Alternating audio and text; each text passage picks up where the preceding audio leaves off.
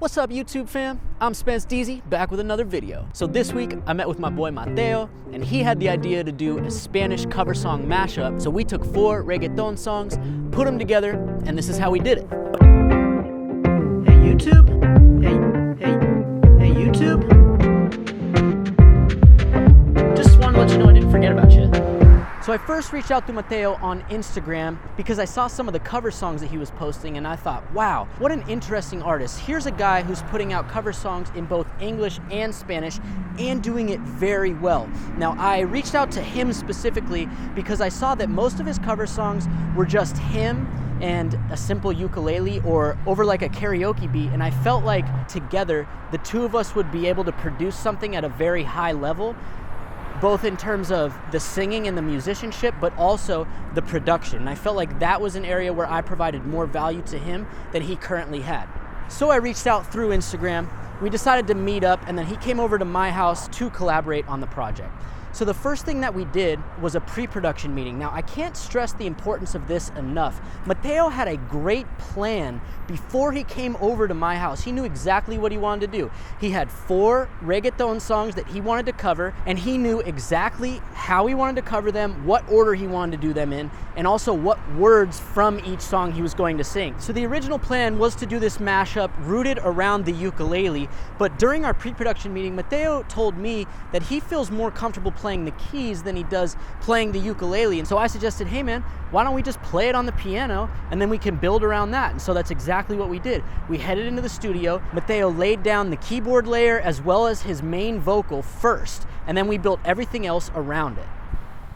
Okay, here we are in Pro Tools. Now the first thing that we laid down was this piano right here, as well as Mateo's lead vocal at the same time. He was comfortable enough to sing and play simultaneously, and not every artist can do that, so that's something that kind of sets him apart. So here we just used the mini grand, the stock piano, and had Mateo play it, and then we had him sing his vocals at the same time. So here's what the root layer sounds like.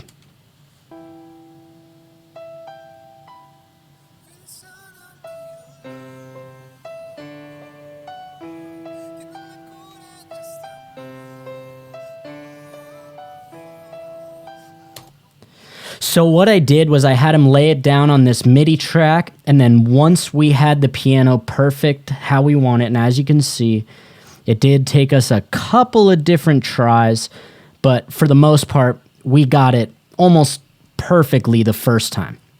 So what I did then, once I had a piano that I really liked, I just highlighted it all, right-click on the track, and then you hit commit, and then what that does is takes these MIDI notes and it turns them into waveforms. So that's what this is right here, this piano MIDI.cm. That's the committed track from these MIDI notes up above. Now, the cool thing about working with Mateo is he is an incredible singer. So we really didn't have to do a whole lot of takes. I mean, a lot of this lead vocal that you hear was recorded on the very first take. So we had him go back and do a couple corrections, but for the most part, this was all sung in one take. So that's pretty impressive. Okay, so once I had a good take of Mateo, both on the piano and on his vocal, the next thing I did was create a reverb. So I sent him over to this VX plate, or VX standing for vocals, and I used it on a send, so I created a send here. So it's sending this signal to this track as well as playing through this track, and this track is just the reverb. And so I sent it there with minus 9.4 dB, so it's not too loud. And this plugin right here is called Quantum Leap Spaces. Now notice I only turn up the wet signal just past halfway while I keep the dry signal all the way up. You don't want your vocal reverb to be too overpowering because then it gets a little distracting to listen to. So I'll show you before and then after. So here's before.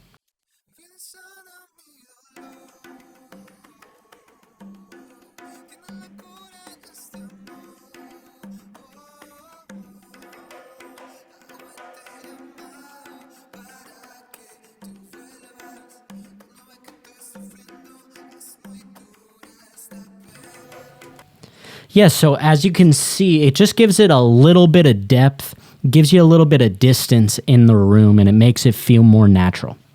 So once I did that, I did the same thing to the piano here. Now this one's on a little bit of a different reverb. I did still go with the East-West plugin, but this is a little bit different. This one's called Spaces 2. And as you can see, I did a lot more wet reverb on this one, negative 1.2 dB, and on the dry, negative 2 dB. So that one's going to sound a lot bigger. Here's what it sounds like with and without. So without first.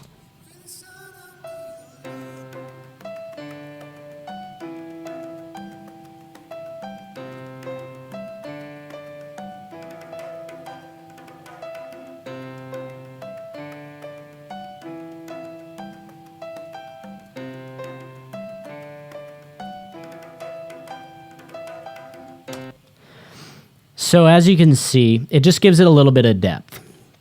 Now the next thing that you may have heard right there is this drum track.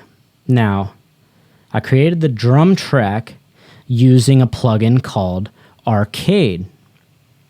Now that's what this is here. So Rhythm Culture is what I went with, 7 congas, 8 bongos. This plugin has a huge database of stuff that you can pull from. You see, you got all of these categories, and then within each category, there's hundreds of kits. So like I said, for this one, I used 7 congas, 8 bongos. That's right here within Rhythm Culture.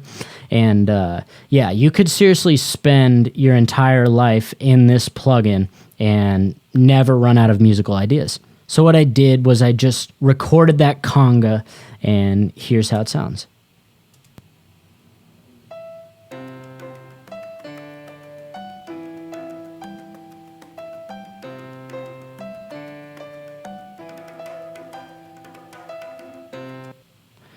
Right, so I thought that was really fitting for the overall vibe of the song.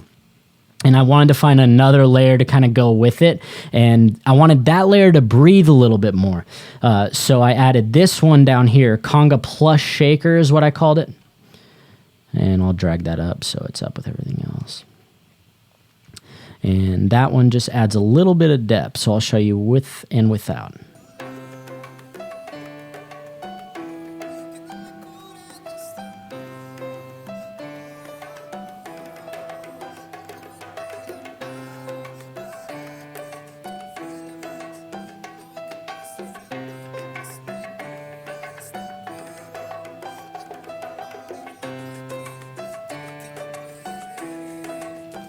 Right, so I love the way that shaker came in, and it just seemed to work with everything else. So that was what we started with, was just those layers, and then I suggested to Mateo that I should play the bass on this, and so that's what we added right here.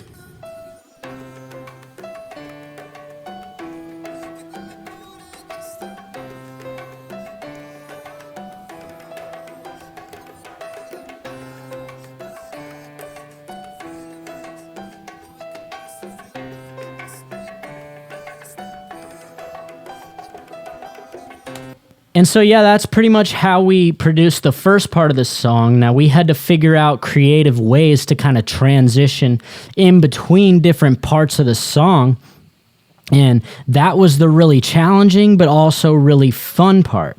Okay, so as I mentioned in my last video, I'm kind of a stickler about organization within my session. So that's why these things are organized the way that they are. So I'm going to move the 2 congas back down to the spot where they're supposed to be in. And then I'll zoom out a little bit so you guys can see everything that's going on in here. So the next thing that we had to do was figure out how we were going to transition in between each song. Now, this one was especially challenging, right? So here is the breakup between the 2 songs. Now, this one was hard because there's a key change in there. So if you don't do it right, it's going to throw the listener off completely. So what we did was we added this big old boom right here to kind of take you out a little bit, make your focus go somewhere kind of cinematic, and then we brought you back in with the next part of the song. So here's what it sounds like.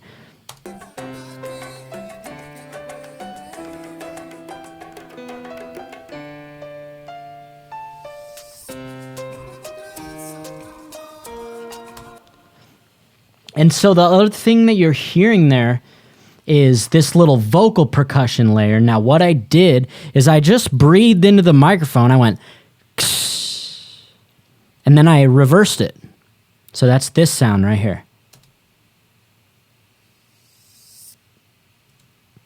Right? And it works really well in context with everything else.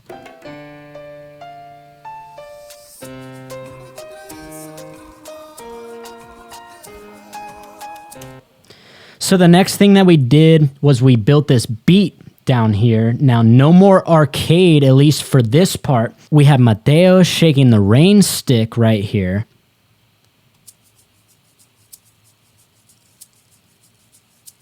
And then everything else we built using the MPC. I found a nice rim shot, or actually it was a clap, but it kind of doubled as a rim shot for this case. I found a sweet kick to go along with it, as well as a wood block. And all together with those sounds and the rain stick, it went something like this.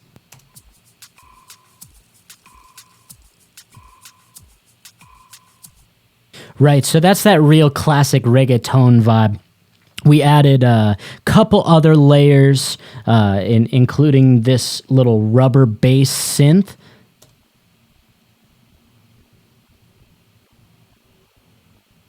And we felt like that really rounded out the sound nicely. Now, the other thing that we added to that part that wasn't there in the beginning is this vibe bass. Now, it's a little loud and buzzy, but we EQ'd it to make it kind of mesh in there nicely.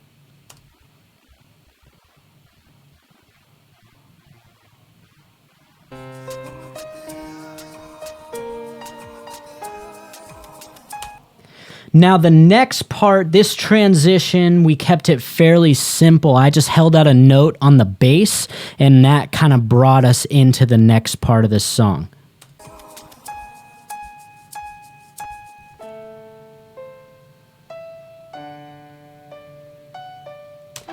So even though there was another key change there, because we went from high energy to low, it worked a lot better than the first one did before we added all the percussion in the boomy layer.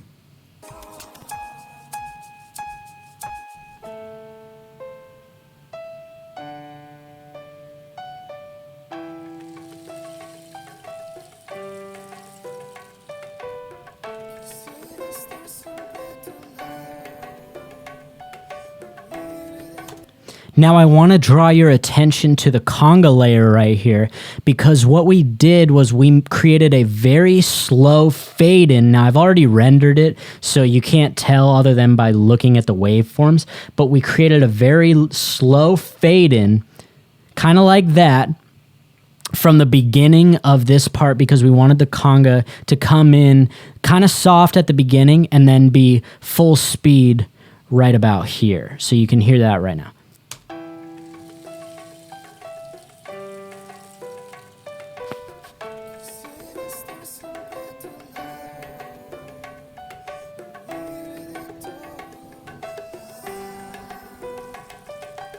So I felt like that worked really nicely for what we were going for, right? We kind of took the energy away a little bit, kept it kind of quiet, but then we bring it back in slowly with that conga that kind of reminds you that you could still move your hips a little bit. The next layer that we added in this part was this little vocal percussive layer. Like I showed you earlier, I held out a breath and reversed it. So I just put a reverse one right in front of a regular one, and this is what it sounds like.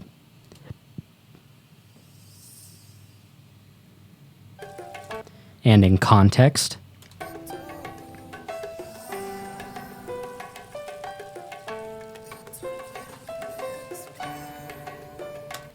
And you can hear the rain stick under there. Now, the thing that I really love about this production is we used a lot of vocal percussion. I think that's super cool that not a lot of people do.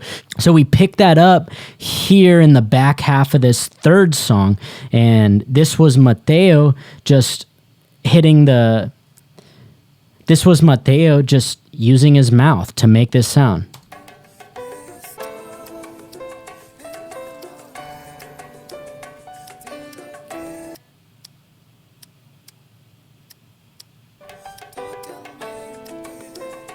So then what I did is I panned it from side to side here. So I go all the way 100 left and then all the way 100 right.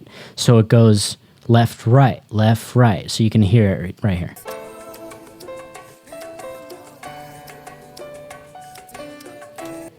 If you're listening with headphones on, it's a lot easier to hear.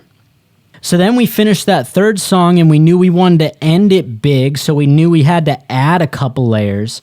We wanted to kind of build up the suspense and then drop you into the end with a full-on dance, club, summertime type of vibe. We added another one of those breath sweeps like I was showing you earlier to kind of transition into the last part. So here it is.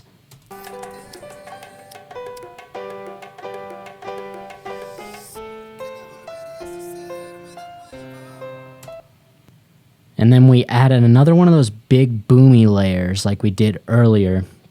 And that kind of really filled the bottom of the spectrum there. Now, the thing that I love the most about this last part is Mateo's backup layer of vocals. It sounds amazing. I mean, he just did such a great job to kind of really bring that sound up and emphasize those lines that needed it. Check it out.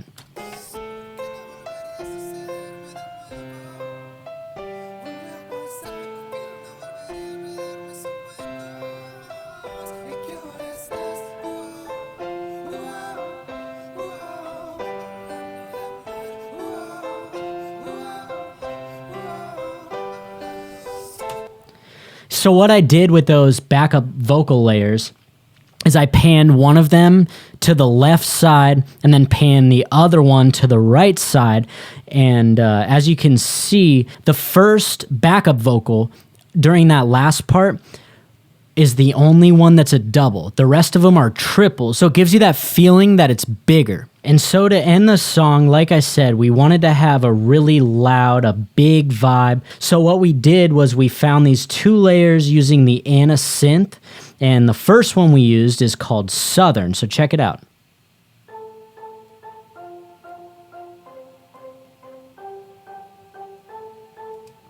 Right, and then we added another layer called Water Droplets, or Water Drops, and this one the same thing. We pretty much found a preset, changed a few parameters, and then kind of went from there. We didn't overcomplicate it, didn't think about it too much, and it came out pretty sweet. So here's what it sounds like with both of those two layers.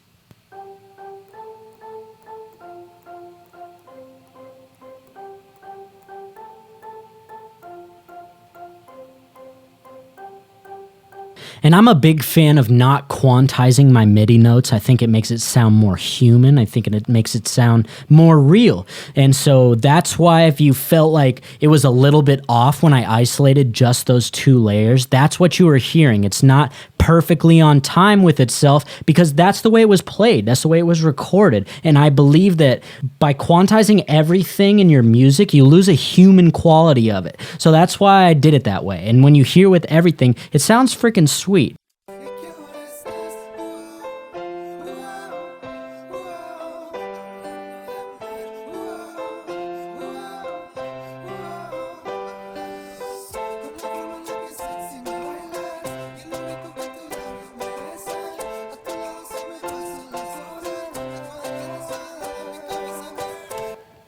So the only other thing that we added to the end of this track was this 808 right here, and we just wanted to punch that low end a little bit more. Now, as you can see, I didn't turn it up super loud. It's only negative 14.3 dB, but that gives us just enough extra cushion on the bottom to really round out this sound and bring you home. So here's what it sounds like by itself.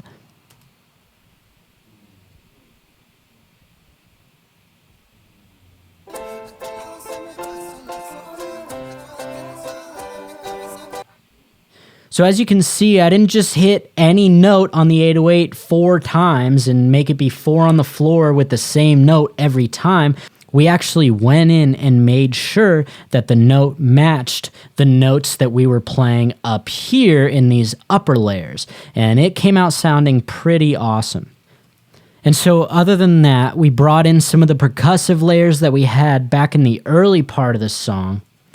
as you can see down here, this was the first drop, so to speak, and then this was the second drop, and it really rounded out the sound nicely. So here's how we kind of ended it. We wanted to subtract a little bit and then finish strong on just the piano and the vocals. So that's what we did. Here's the end.